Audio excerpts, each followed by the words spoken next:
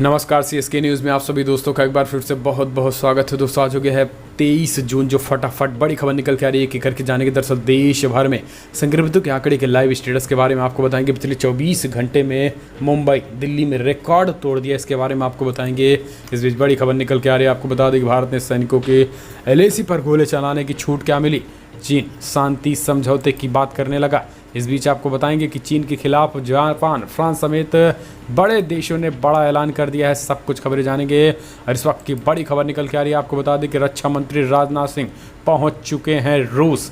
इसके साथ ही आपको बताएंगे कि S-400 मिसाइल सिस्टम के समय पर डिलीवरी करने पर जोर देने की है बड़ी खबर। जी हाँ, S-400 मिसाइल जल्द से जल्द भारत लेने की ऐलान कर दिया है। इसके साथ ही आपको बताएंगे रक्षा मंत्री राजनाथ सिंह किन किन चीज़ों पर सहमति बना सकते हैं, रूस में क्या कुछ बड़ी बातें हो सकती हैं। इस बीच बड़ी खबर जानेंगे, मुस्लिम देशों ने कश्मीर पर की है बैठक, भारत के खिलाफ जारी किया है बयान। जी हाँ, अब मुस्लिम देशों का संगठन OIC ने भी भारत पर पूरी नज़र डाल दी है। इसके बारे में आपको बताएंगे। इस बीच कोरोना की पहली आयुर्वेदिक दवा आज लॉन्च करेंगे बाबा रामदेव, जानेंगे इसके बारे में क्या कुछ बड़ी खबर निकल के। इस बीच सुशांत सिंह के घर पहुंचे मनोज तिवारी, छल का दर्ज, कहा गॉडफादर जिनका गॉडफादर नहीं है मुंबई में उनको दबाया जाता है।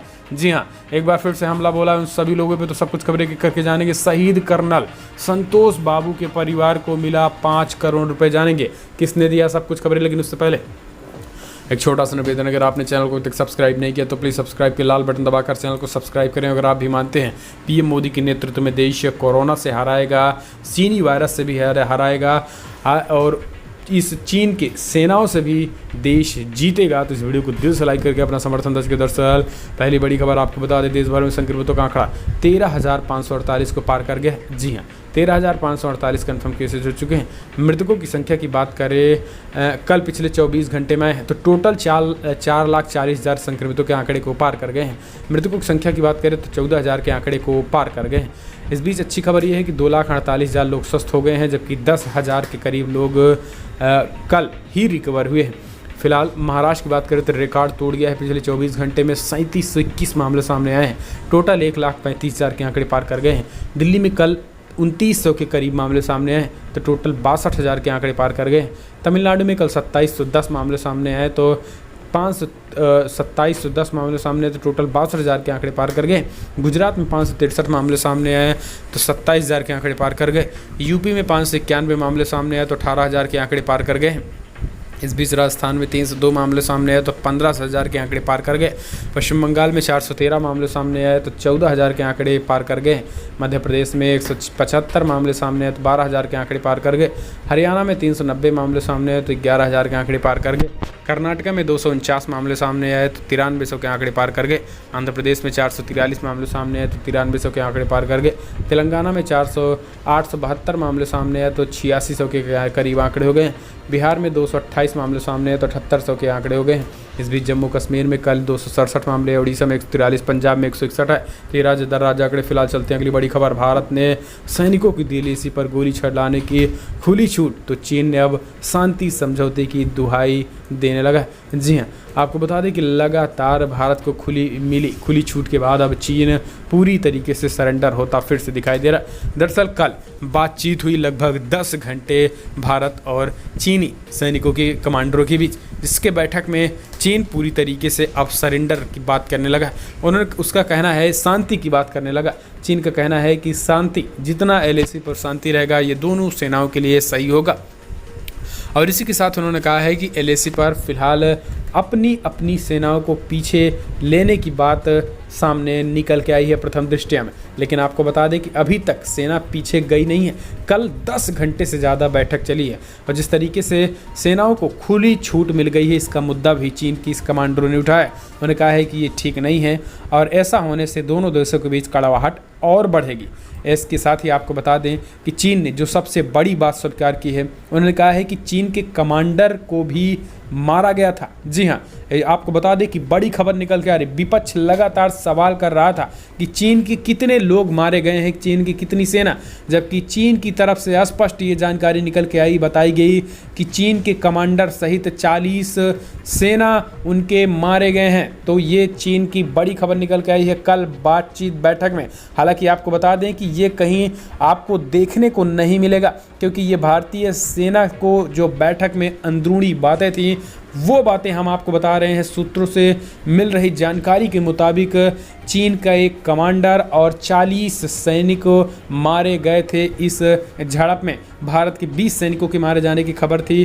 तो इस तरीके से शांति की बात अब चीन करने लगा है। फिलहाल हम चलते हैं अगली बड़ी खबर लेते हैं। आपको बता दें कि राजनाथ सिंह पहुंच चुके हैं रूस। जी हाँ, आपको बता दें कि रक्षा मंत्री राजनाथ सिंह इस 3 दिवसीय दौरे पर मॉस्को पहुंच चुके हैं। रक्षा मंत्री राजनाथ सिंह रणनीतिक साझेदारी को मजबूत करने पर भी बात होगी। इस बीच सबसे जो बड़ी बात है वो S-400 मिसाइल को भी भारत जल्द से जल्द लेने पर भी बातचीत होने के पूरे आसार दिखाई दे रहे हैं। इसके साथ ही रक्षा मंत्री राजनाथ सिंह ने स्पष्ट तरीके से जो गोले बारूद की बात करें तो सुखोई विमान T-19 टैंक के उपकरणों की सप्लाई जल्द से जल्द करने की मांग पर भी जोर देने की बात कही है रक्षा मंत्री राजनाथ सिंह ने। एक साथ ही आपको बता दें कि 30 अलग से MiG-29 सुखोई 30 फाइटर जेट को इसी साल जल्द से जल्द लाने की बात की गई है। इसके साथ ही फ्रांस में भी बात की गई, लेकिन रसिया में ये सारे चीज़ जल्द से जल्द लाने पर जोर देंगे रक्षा मंत्री राजनाथ सिंह। हम चलते हैं अगली बड़ी खबर। मुस्लिम देशों ने कश्मीर पर की बैठक, भारत के खिलाफ जारी किया बयान। जी हाँ, मुस्लिम दुनिया के सबसे बड़े मंच कहलाने वाले इस्लामिक सहयोग संगठन यानी OIC ने सोमवार को जम्मू कश्मीर को लेकर एक आपातकालीन बैठक की।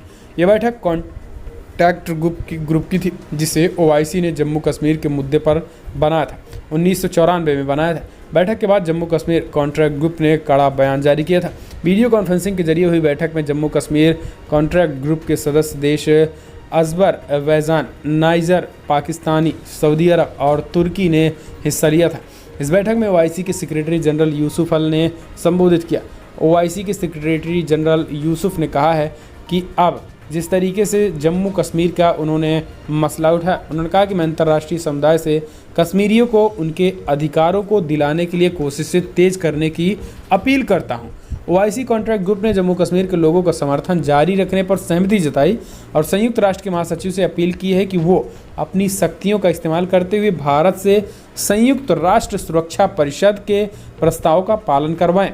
इसके अलावा संयुक्त राष्ट्र क्षेत्र में शांति बनाए रखने के लिए भारत पर वार्ता में शामिल होने के लिए दबाव बनाएं। तो इस तरीके से मुस्लिम देशों का कहना है। फिलहाल आप कमेंट के माध्यम से अपनी राय देना ना भूलें।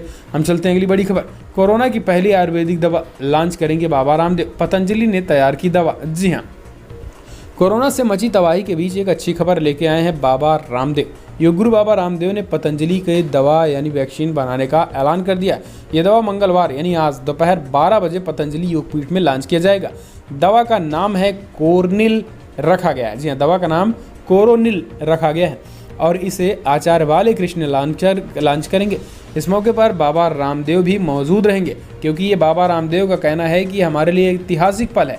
जो पूरी दुनिया नहीं कर पाई वो भारत कर गया। जो भारत में किसी साइंटिस्ट वैज्ञानिक ने नहीं कर पाया वो एक पतंजलि की कंपनी कर गई है। तो ये अपने आप में एक बहुत ही बड़ा एक्साइटेड बात है बाबा रामदेव के लिए और देश की जनता के लिए भी, अगर ऐसी कोई सच्चाई या फिर इसमें कोई दम होगा तो। फिलहाल हम चलते हैं अगली बड़ी खबर। सुशांत के घर पहुंचे मनोज तिवारी, छलका दर्द, कहा जिनका गॉडफादर मुंबई में नहीं है उन्हें दबाया जाता है। जी हाँ, छोटे शहरों के कलाकार बड़े शहरों में जाते हैं, जो उन्हें किस तरह की मजबूरियों का सामना करना पड़ रहा है, किसी तरह वो लड़खड़ाते हैं और गिरते हैं, उठते हैं, फिर चलते हैं, लेकिन उनका कोई गॉडफादर नहीं होता है। बड़ी फिल्में करने के बावजूद उन्हें कोई तरहीज़ नहीं देता है। ऐसे कई सवालों पर बीजेपी के सांसद और भोजपुरी फिल्म के सुपरस्टार मनोज तिवारी का दर्द छलक पड़ा है।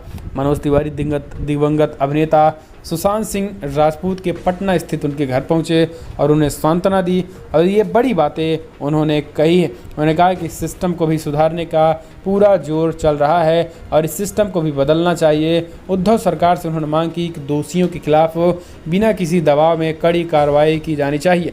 फिलहाल हम चलते हैं अगली बड़ी खबर। शहीद कर्नल संतोष बाबू की पत्नी को सीएम चंद्रशेखर राव ने सौंपा 5 करोड़ का चेक और जमीन, मिलेगी ग्रुप 1 की सरकारी नौकरी। जी हां, तेलंगाना के मुख्यमंत्री के चंद्रशेखर राव ने कल गलवान वैली में चीन के सैनिकों के साथ हिंसक झड़प में शहीद हुए कर्नल संतोष बाबू के परिवार से मुलाकात की।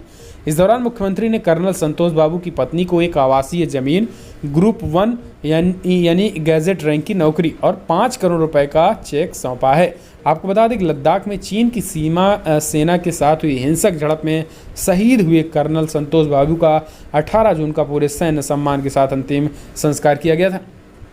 इसके अलावा आपको बता दें कि चंद्रशेखर राव तेलंगाना के मुख्यमंत्री ने उस समय शहीद हुए सभी सेनाओं को 1-1 लाख देने का ऐलान किया, 10-10 लाख देने का ऐलान किया।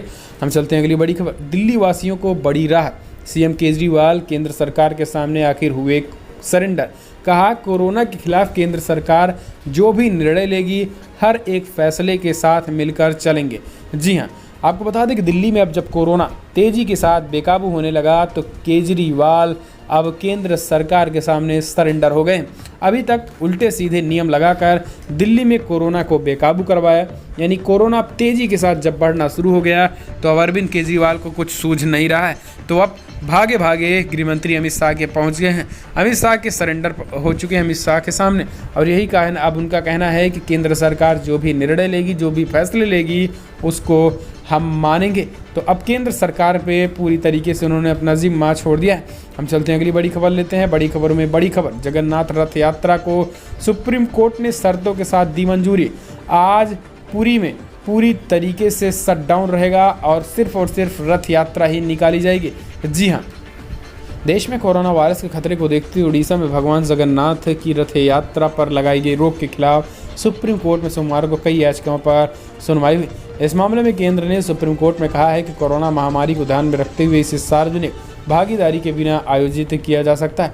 इस दौरान सुप्रीम कोर्ट ने पुरी में होने वाली भगवान जगन्नाथ की रथ यात्रा के आयोजन को मंजूरी दे दी है। सर्वोच्च न्यायालय ने यह मंजूरी कुछ शर्तों के साथ दी है। रथ यात्रा के मद्देनजर पूरे पुरी में सोमवार रात 9 बजे से बुधवार दोपहर 2 बजे तक शट डाउन किया गया है। तो बोलो जय जगन्नाथ की। हम चलते हैं अगली बड़ी खबर लेते हैं। आपको बता दें बिग ब्रेकिंग न्यूज़ निकल के आ रही है, जहां पर 11 लाख करोड़ रुपए की मार्केट कैप वाली भारतीय कंपनी बनी रिलायंस इंडस्ट्रीज। जी हां, रिलायंस इंडस्ट्रीज मार्केट कैप के लिहाज से देश की सबसे बड़ी कंपनी तो पहले ही बन गई थी, लेकिन सोमवार को इंस्ट्रा ट्रेडिंग के दौरान रिलायंस इंडस्ट्रीज का बाजार पूंजीकरण 11 लाख करोड़ रुपए को पार कर गया है। रिलायंस देश की पहली कंपनी है जिनकी मार्केट कैप 11 लाख करोड़ रुपए के स्तर तक पहुंच गया है। सोमवार को ट्रेडिंग के दौरान बॉम्बे स्टॉक एक्सचेंज पर रिलायंस के शेयर का भाव 1,80,000 रुपये प्रति शेयर के नए रिकॉर्ड पर पहुंच गया। 24 मार्च के बाद से अब तक इन्वेस्टर की पूंजी में करीब 2 गुना इजाफा हुआ। इस साल कंपनी के शेयर में करीब 20% तक तेजी देखी गई है। सोमवार सुबह 10 बजे ये लगभग 1.69% की बढ़त के साथ 1789 रुपये प्रति शेयर के स्तर पर बंद हुआ था। तो रिलायंस में ज़बरदस्त इजाफा हो रहा है। हम चलते हैं अगली बड़ी खबर। चीनी निवेश, चीनी कंपनियों को लेकर भ्रम में है शिवसेना।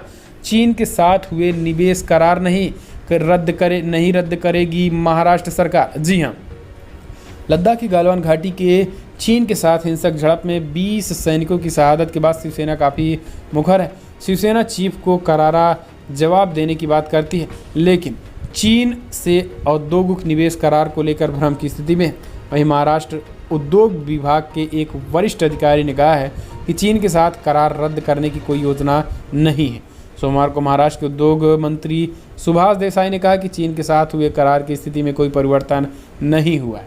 चीन की तीनों कंपनियों के साथ हुए करार पर अग्रिम कार्रवाई प्रतीक्षाहीन है। देसाई ने साफ किया कि संबंध में केंद्र सरकार के निर्णय का पालन किया जाएगा, यानी अब ये सारी बातें केंद्र सरकार के पाले में डाल दी गई। हम चलते हैं अगली बड़ी खबर लेते हैं। कोरोना पर एक्शन में दिख रही हैं ममता बनर्जी। आपको बता दें कि विपक्षी दलों की बैठक का ऐलान कर दिया, कल बुलाई है सर्वदलीय बैठक। तो वहीं बीजेपी अध्यक्ष दिलीप घोष को किया फोन।